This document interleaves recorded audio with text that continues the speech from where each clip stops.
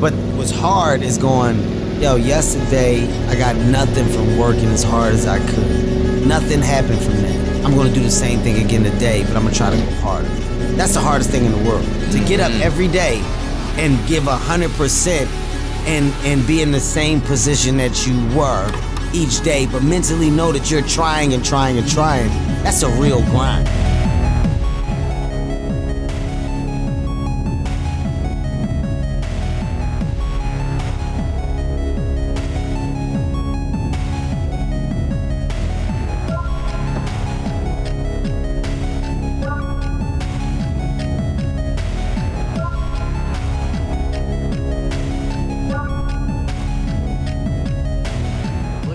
We are finally there.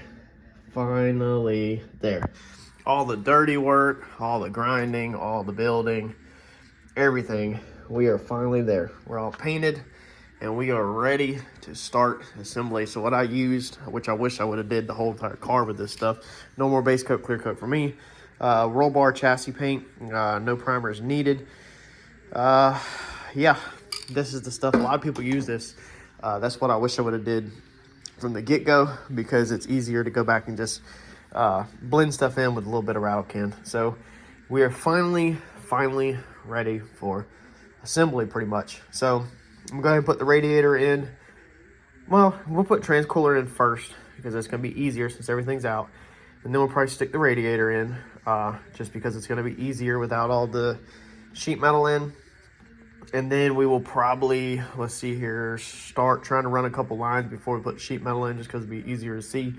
And then we'll get our sheet metal in. Like I said, this week we'll get stuff masked off, and then we will get all this coated out. I think y'all are really gonna like the way this looks when everything's done. The wiring has to be cleaned up. We'll get there. You know, we still have a lot to do, but like I said, we are now on the assembly side on the rear of the car, pretty much, and we are on the assembly side on the front of the car. So we should start making grounds now versus cutting things apart. So let's start putting a couple things together and cleaning stuff up and getting things back in shape. All right, so got in our fuel line the other day. So this is gonna be dash 16, and this is gonna be used NASCAR lines.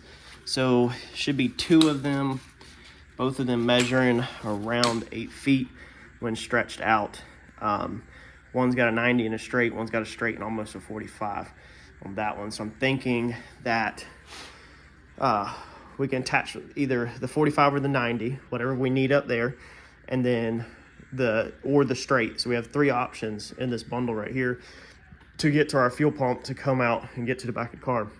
Now, to tie them together, instead of using a union, you need to come out of your tank and you need a filter, preferably, that filters what's coming out of the tank, out of the fuel cell right here, to the front of the car before it hits the pump. And then when it leaves the pump, you want a 100 micron filter on that. So we have a large NASCAR filter that we just ordered. I had one, but the ends were too small. Financially, makes more sense to buy a whole nother filter than the ends whenever I started price shopping.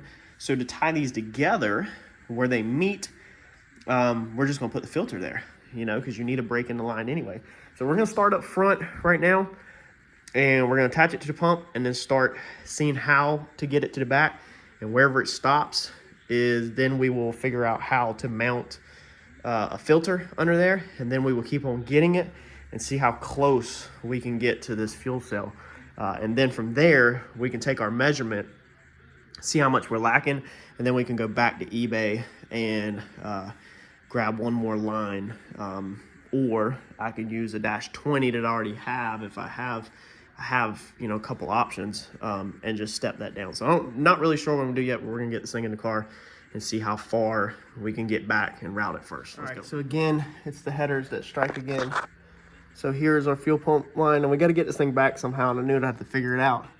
Our current fuel lines are right there, and they run up right there. That's them 2 right there side by side. Okay, so they run around the headers, and then they run up the firewall, so they never have to cross over the headers. Whereas we are now gonna have to get around these headers somehow. We're not really going to go up. We're not going to go up and then back down.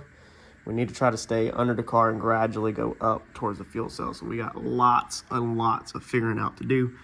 And it's extremely hard to even get up the sides because there is no room pretty much between the exhaust and where it goes like to the floor. It's extremely tight to the floor. If you recall, everything is really tight. So these headers yet again strike again, y'all. I'm on board. I would like to go turbo, but we can't do that right now. We also have a transmission leak. Look at that. It's really about to drip right there. And it's been dripping like that. I have no clue why. Don't know where it's leaking from. There it goes. May need to pull the pan off and reseal the pan if that's where it's leaking from. But yeah. All right. How tight is our fuel line or headers? That's not an issue. It's getting it down here. So we really need to go through there because that's the route the other one takes. But that's how tight it is. That is how tight these headers are. People that comment all this crazy stuff, you know, this is the reason why I was trying to avoid this mechanical fuel pump is because I knew there was already so much going on in this car. And like I said, you can't go this way because that's how tight all that is. That's my hand. I can't fit my hand between there and the floor. It's not going there. You can't even fit a finger. You can't fit a finger between the frame rail. You can't fit fingers between none of that, the rocker panel.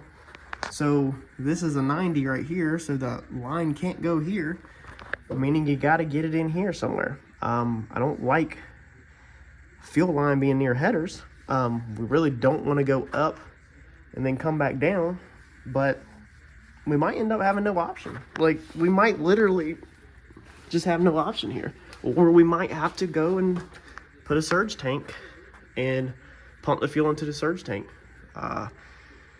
You know, that way we can go uphill with the lines. So I just wanted to stop real fast. I was trying to figure out how to route that through. And I just kind of wanted to show everybody to just get an idea. I mean, look at this. That's how tight it is to the steering. That's how tight it is. This car's tight. So when people always are commenting crazy stuff, you know, this motor's down really low. I mean, look, this is how tight everything is. That's how tight all that is to the control, or the upper control arm. That's the old feed line. That was zip tied up, but since we've been working on it, I have lowered it. That's how tight that is. I did have it wrapped around back here, but I took it out of there the other day because I was putting that bolt there. But there's no room. That's how tight all this is. That's how tight the headers are. Okay, they're built around the steering shaft. Like it's really tight. I would love to just shoot the fuel line down right there, and that's might be about what's gonna have to happen. And we'll hope that we have enough gravity pushing it this way that it will make it up over this dip and into the fuel pump. John said he had a couple dips on his whenever he ran his back in the day, but yeah. I don't know if that's gonna work, but it's looking like there's gonna be no option to come like this and gradually, because I don't know how to get it through here. I really don't want to drill through here because this is our inside of our car. This is behind the pedals, and I don't think it's really a good idea to have fuel lines running through the inside of the car. So yeah. All right, so I spoke to John, and this line really needs to go up over that upper control arm. Like, it's just what it is, man. So but we're concerned, or I'm concerned, that we're gonna deal with a prime issue or something like that. We really need to run a surge tank. Try not to run a surge tank because then it still puts electric pumps in the rear, and we're trying to get rid of all that stuff. So what he said, which it never even dawned on me, so I want to pass this information to y'all, and we're about to try it. He said, put water in the fuel cell and see if it gravity feeds itself up over that hump. Now, of course, we need to unscrew it from the pump, put a catch pan there, and get the line ran. So that's what we're working on. Our issue is, though, is that my fuel filter has not come in to connect these two lines together. But I did just happen to get in these adapters yesterday, -20 to 16 for our radiator, -20 to 16, and then buried inside this electrical tape is two -20 bungs. wrapped with a bunch of electrical tape. So this should be a solid temporary, very temporary, couple seconds, a minute, situation to run water through all these lines. Now we're just gonna zip tie it pretty much to where the current line is along the car so that we do get the correct height of it and everything. And we don't have the bungs welded into the bottom of the fuel cell right now, so we can't even hook up dash 16 to the fuel cell, but we can hold the line about where the height of the fuel cell will be. And I'm thinking we might be able to take a sun drop bottle or a funnel. We can just use a funnel, a big funnel, and we can just put the water down in a line and see if it gravity feeds right out. If it gravity feeds right out of the other end, then we're good to start actually securing this line underneath here, and then we know we're good. Either way, we have to go dash 16 pretty much to the front, so we have to run that line.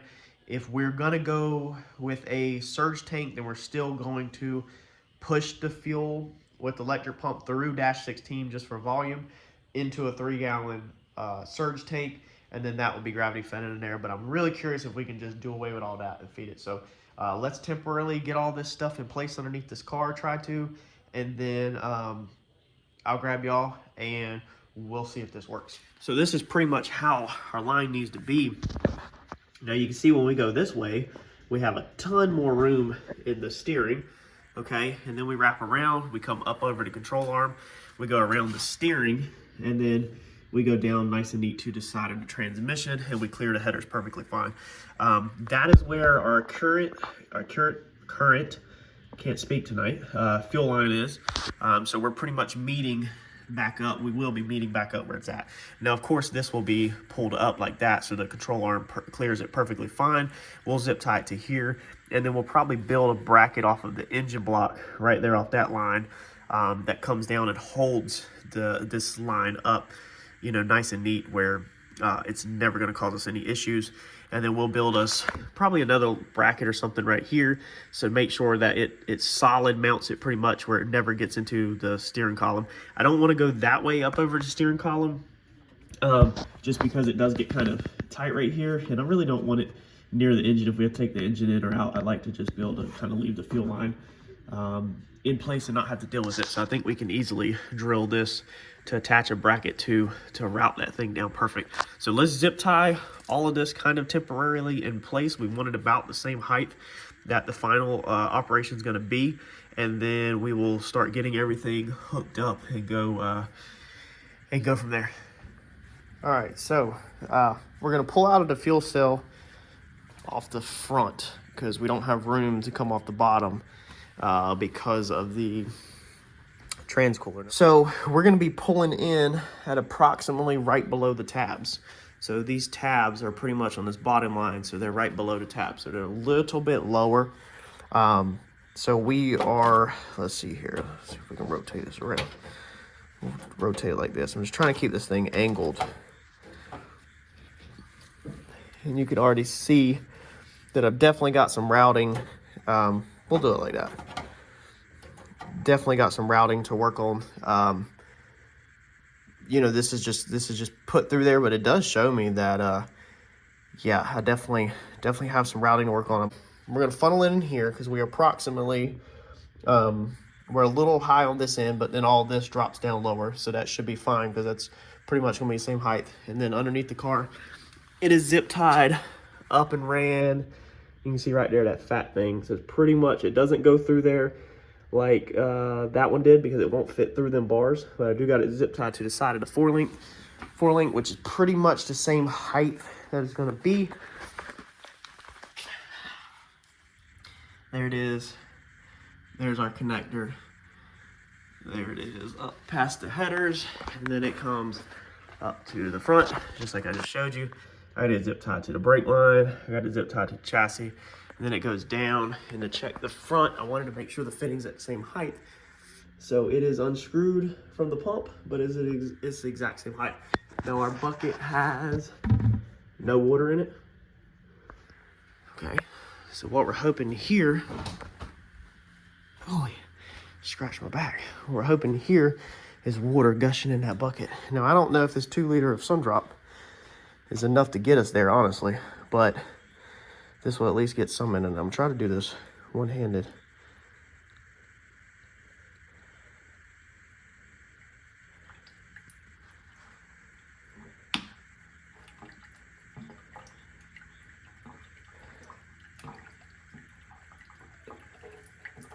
Spilling it back here.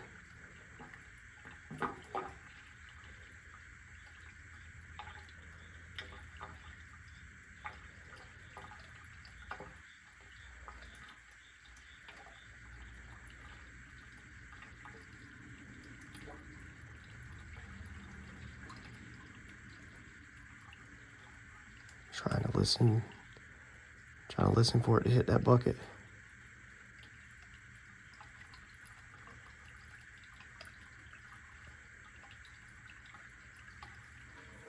There it goes. I don't know if y'all can hear that on camera. That is amazing.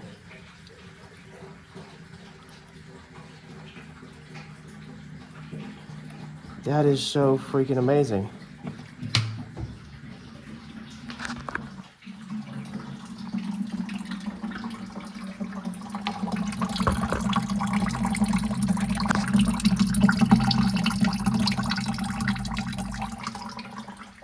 That is so freaking amazing. Oh, our fitting is leaking, but it did its job. So it has enough volume, just like Alky Diggers said. Alky Diggers said that there would be plenty of volume with a -16 line, that this thing would literally, it would flow, and that you won't have an issue as long as you could get the fuel cell up as high as possible. That is, I mean, I'm just blown away right now that it worked, because it seems like with me, stuff never, ever, ever works like it's supposed to. It seems like I always have issues and I have to change it. I was getting so frustrated up front earlier, and I was laying underneath there, and I was like, I'm about to just text John and say, you know what, I'm done for this year. We're just going turbo. I'm not dealing with routing all these lines around. I've had one too many issues with these headers being in the way, but we did it. We just did it. Man, that is so freaking cool. That is a victory, y'all. Man, that's awesome. That is so freaking awesome. Okay, so what we can do now is we can start working on our final fitment of our lines, and going ahead and getting the old one out, getting this new one laid in there, at least up to the junction. And then I'm guessing what we'll do, since we don't have the filter, we don't need to mount it up past the junction, because we don't know how much that filter is going to move. I guess I can look the measurements up possibly, but yeah, that is awesome. So that's going to be a wrap for tonight. We're going to close this out. It's Sunday night. I think I got a pretty decent amount done. I had to help the wife a lot this weekend. She was down for the count a little bit, so I had to help with Harper a lot. So I didn't get as much as I wanted done, but we're going to be moving into this week. We're getting all kinds of stuff in the mail. We're getting the air launcher in the mail. Hopefully we'll get the rest of the fuel mandrel in the mail and put that up. We'll be getting the fuel filters in the mail. We'll be mounting all the fuel stuff up, the radiator stuff. The line should come in for the radiator, everything. So stay tuned, smash that like button, because there's a lot of content, a lot of how-to, a lot of DIY coming forward to finish up this remodel, a redo of our Comet that can help you on your project. Thanks, y'all.